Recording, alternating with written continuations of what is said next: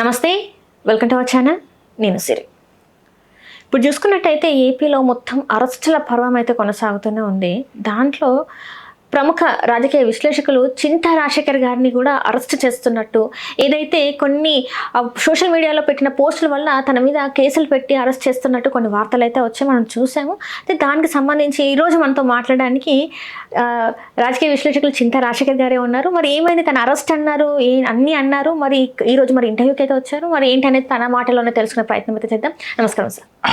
Vijayawada cyber crime police స్టేషన్లో రాధా కిరణ్ అనే ఒక వ్యక్తి, జనసేన విజయవాడలో ఏదో పోస్ట్ ఉంది ఆయనకి, సోషల్ మీడియా కన్వీనర్ ఏదో, ఆయన ఒక కంప్లైంట్ ఇచ్చాడు నా మీద. నేను ఫేస్బుక్లో ట్విట్టర్లో కొన్ని పోస్టులు పెట్టానని, అవి మార్ఫింగ్ ఫోటోలు అని చెప్పి కేసు పెట్టడం జరిగింది. మార్ఫింగ్ ఫోటోలు అంటే మార్ఫింగ్ అంటే ఏంటి, క్యారికేచర్ అంటే ఏంటి కూడా తెలియని వ్యక్తులు కూడా కేసులు పెట్టేస్తున్నారు, పోలీసులు దాన్ని నమోదు చేస్తున్నారు. నేను ఫేస్బుక్లో పెట్టిన పోస్టులు 2 మీకు ప్రింట్లు తీసుకొచ్చాను. ఒకటి ఇది మార్ఫింగ్ అన్నారు, దీన్ని క్యారికేచర్ అంటారు.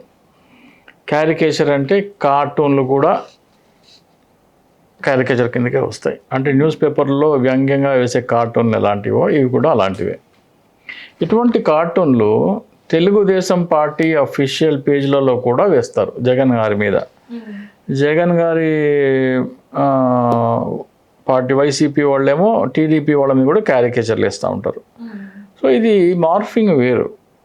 మార్ఫింగ్ అంటే వాళ్ళ ఫోటోని దాన్ని మార్చి దాన్ని వేరే దీంట్లో వక్రీకరించి చూపించటం.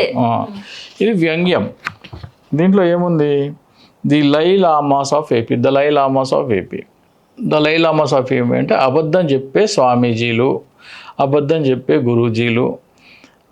మేకవన్నే పులి అనే అర్థం, గోముఖ వ్యాఘ్రం అంటారు చూసారా, పైకి మాత్రం అమాయకంగా కనపడతారు, లోపల చేసి అన్నీ చేస్తూ ఉంటారు. అలాంటివి దీని ఉద్దేశం. అలాంటి వీళ్ళు చెప్పినారా చేసినారా లేదా అంటే వీళ్ళ కొన్ని కోకొల్లలుగా ఉన్నాయి. వీళ్ళు చెప్పిన అబద్ధాలు, వీళ్ళు చెప్పిన వాస్తవాలు వేరు, వీళ్ళు వక్రీకరించిన వేరు, ఏమేమి అబద్ధాలు చెప్పినారో అన్నీ బోర్డు అని ఉన్నాయి. రెండో పోస్ట్ ఏమంటే ఇది, భావితరాల కంచంలో కూడు దోచుకుంటున్న కూటమి.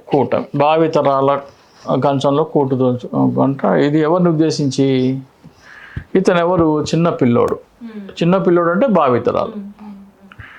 కూటమి అంటే ఇక్కడ డిప్యూటీ సీఎం దోచుకుంటున్నారు. ఏమని ఉంది ఇక్కడ కింద, ల్యాండ్ పూలింగ్ చట్టం అంటే 50 మంది ప్రజలకి చేరవలసిన ఆదాయాన్ని దోచి గుప్పెడు మందికి పంచిపెట్టే చట్టం. సో ఏంటంటే మన పిల్లల భవిష్యత్తు కాపాడాలనుకుంటే గ్రామాన ప్రతి పౌరుడి దోపిడీపై సిబిఐ విచారణ కోరుతూ గౌరవ సిజేఐకి ఫిర్యాదు లేఖలు పంపడం మన బాధ్యత.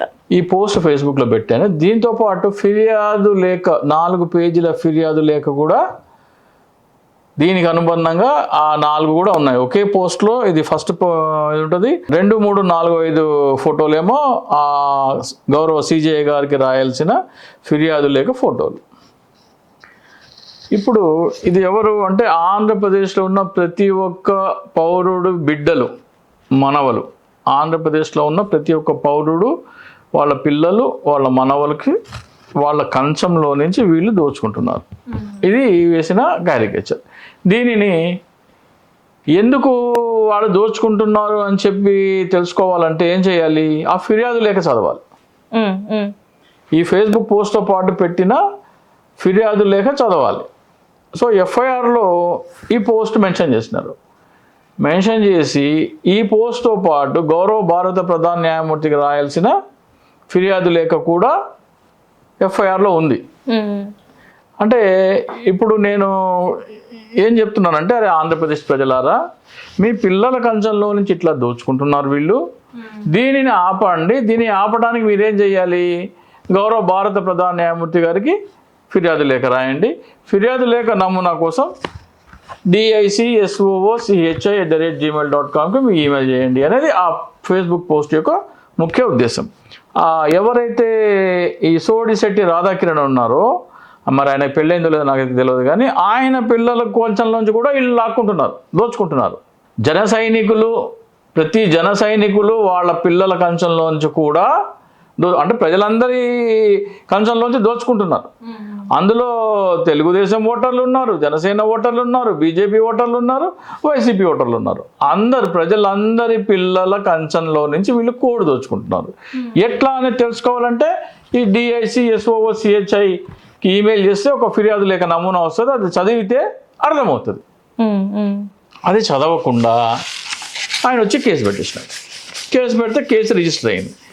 కేసు రిజిస్టర్ అయితే ఇప్పుడు ఆ ఫిర్యాదు లేఖలో ఏముందంటే ఆంధ్రప్రదేశ్కి రాజధాని కావాలంటే భూములు కావాలంటే ఏం చేయాలి, ప్రభుత్వ భూమిలో రాజధాని కట్టాలి. సో చర్చ జరుగుతున్నప్పుడు జగన్మోహన్ రెడ్డి గారు ఏమన్నారంటే 30,000 ఎకరాల ప్రభుత్వ భూమి విజయవాడ గుంటూరు మధ్యలో ఉంటే అక్కడ రాజధాని కట్టడానికి నాకు అభ్యంతరం లేదు అన్నారు. విజయవాడ గుంటూరు మధ్యలో ప్రభుత్వ భూమిలో రాజధాని కడితే ఏమవుతుందంటే వీళ్ళు తింటారు. ప్రభుత్వ భూమిలో జగన్మోహన్ రెడ్డి గారు చెప్పినట్టు ప్రభుత్వ భూమిలో రాజధాని కడితే ఎవరు తింటారు, ఈ పిల్లలు తింటారు. ల్యాండ్ పూలింగ్లో అయితే వీళ్ళు తింటారు. ల్యాండ్ పూలింగ్లో అయితే వీళ్ళ అనుయాయులు వీళ్ళ మంది మార్బలని తింటారు. దానికి ఉదాహరణ ఏంటంటే మన రాజధాని డిక్లేర్ చేయకముందర అక్కడ ఎకరం 10 లక్షలు, 8 లక్షలు, 10 లక్షలు, 12 లక్షలు. ఇది నేను చెప్తున్న మాట కాదు, అక్కడ ఉద్యమం చేసిన రైతులు చెప్పిన మాటనే. బాలకోటయ్య అని ఉంటాడు. బాలకోటయ్యని ఒకనొక ఇంటర్వ్యూలో అక్కడ ఈ ల్యాండ్ పూలింగ్ చట్టం రాకముందర ఎంతయ్యా అక్కడ ఎకరం అంటే 10 లక్షలే ఉందంట కదంటే కొన్ని చోట్ల 5 లక్షలే ఉంటుంది అని ఆయన ఇంటర్వ్యూలో చెప్పినాడు. ఆయన స్వయాన బాలకోటయ్య చెప్పిన మాటలు ఏంటంటే కొన్ని చోట్ల 5 లక్షలు కూడా ఉంది అన్నారు. జగన్మోహన్ రెడ్డి ఏమన్నారు, ప్రభుత్వ భూమిలో రాజధాని కట్టమన్నారు. ప్రభుత్వ భూమిలో రాజధాని కడితే ఏం చేయాలా, వీళ్ళందరి దగ్గర భూమి కొనాలా. 5, 7, 8, 10, 12 అట్లా ఉంది. ఆ రేటుకి ఇస్తే ఎవరు భూములు ఇవ్వకపోవచ్చు. అప్పుడు ప్రభుత్వం ఏం చేయాలా, జగన్మోహన్ రెడ్డి ఏమన్నారంటే ఈ పిల్లలు తినాలా. జగన్మోహన్ రెడ్డి గారి పథకం ఏంటి, ఈ పిల్లలు తినాలా. జగన్మోహన్ రెడ్డి గారి ప్రభుత్వ భూములు రాజధాని కట్టమంటే ఈ పిల్లలు ఆ భూమి విలువ లాభం ఏదైతే ఉందో ఈ పిల్లలు తినాలా. వీళ్ళు తెచ్చిన ల్యాండ్ పూలింగ్ ఏంటి, ఈ పిల్లల కంచం నుంచి మేము తింటాం. ఇది ఆ ఫేస్బుక్ పోస్ట్ యొక్క ముఖ్య ఉద్దేశం. దాని మీద కేసు పెట్టేశారు. అరే కేసు పెట్టిన ఆ సోడిశెట్టి రాధాకిరణ్కి నీ పిల్లల కోసమే బాబు ఈ పోస్ట్, నీ పిల్లలు కూడా ఉన్నారు, మీ అక్క చెల్లెలు ఉంటే మీ పిల్లలు ఉన్నారు, జన సైనికుల పిల్లలందరూ ఉన్నారు, తెలుగుదేశం వాళ్ళ పిల్లలందరూ ఉన్నారు, వాళ్ళందరూ బాగుపడాలి అని చెప్పి ఆ ఫేస్బుక్ పోస్ట్ యొక్క ఉద్దేశం. మీకు ఏమన్నా అనుమానాలు ఉంటే ఫిర్యాదు లేఖ DICSOOCHIకి మీరు ఈమెయిల్ చేసి ఆ ఫిర్యాదు లేఖ పంపించమంటే ఆ ఫిర్యాదు లేఖ చదువుకొని అది రైట్ రాంగా నిర్ధారించుకోవాలి. వెళ్ళి కేసు పెట్టేయడం ఏంది, కేసు పెట్టేసేసి కేసు ఏమో రిజిస్టర్ అయింది. ఇప్పుడు దాని మీద క్వాష్ పిటిషన్కి వైసీపీ పార్టీ అడ్వకేట్ని అరేంజ్ చేస్తారు. మీరు చేసుకుంటారా, మమ్మల్ని న్యాయ సాయం అందించమంటారా అని అడిగారు. మెచ్చుకోవాలా, ఎమ్మటే 2-3 అడ్వకేట్లు ఫోన్ చేస్తారు. ఇట్లా కేసు రిజిస్టర్ అని తెలిసిన వెంటనే వాళ్ళే ఫోన్ చేస్తారు. వాళ్ళు ఫోన్ చేసిన వెంటనే అంటే అక్కడ సోషల్ మీడియా ఇన్ఛార్జ్ ఉంటారు యశ్వంత్ రెడ్డి అని, ఆయన దృష్టికి తీసుకెళ్ళడం జరిగింది. ఇట్లా ఎఫ్ఐఆర్ అయిందంట అంటే ఎఫ్ఐఆర్ కాపీ పంపించమంటే ఎఫ్ఐఆర్ కాపీ నాకు తెలియదు అంటే వాళ్ళే ఎఫ్ఐఆర్ కాపీ తీసుకొని వాళ్ళే నాకు 2-3 అడ్వకేట్లు ఫోన్ చేసినారు పార్టీ నుంచి. ఫోన్ చేసి NRIs ఫోన్ చేసినారు, మీరేమి వరి అవ్వకండి, మేము మీ వెంట ఉంటాము, ఎటువంటి సపోర్ట్ కావాలన్నా సరే మమ్మల్ని సంప్రదించండి అని. సరే అని నా ఆధార్ కార్డు అని కొన్ని పేపర్స్ మీద సైన్ చేయాల్సి వస్తే సైన్ చేసి పంపించడం జరిగింది. నా ఆధార్ కార్డుతో పాటు కేసు ఫైల్ చేయాలంటే సైన్ చేయాలి కదా, పేపర్స్ మీద సైన్ చేసి పంపించడం జరిగింది. వాళ్ళు అంతా వాళ్ళే చూసుకుంటున్నారు.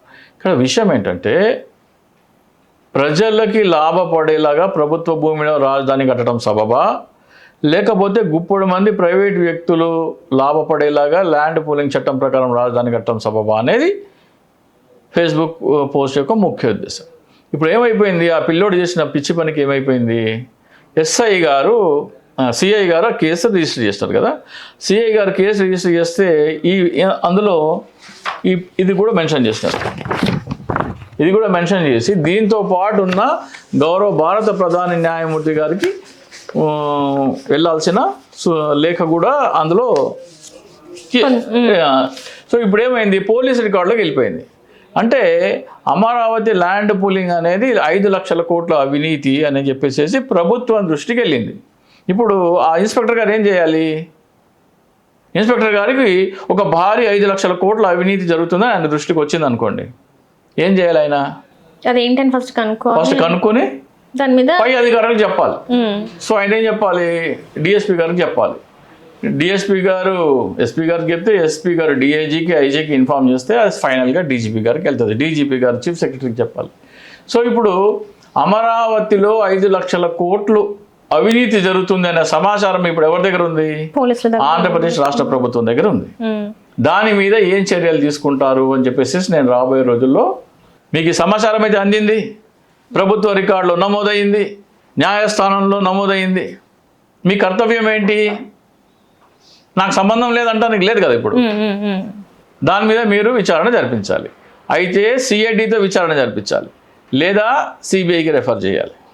చీఫ్ సెక్రటరీ గారు తలుచుకుంటే సిబిఐకి రెఫర్ చేయాలి. డీజీపీ గారు తలుచుకుంటే ఆయనే సొంతంగా సిఐడి విచారణకు ఆదేశించవచ్చు.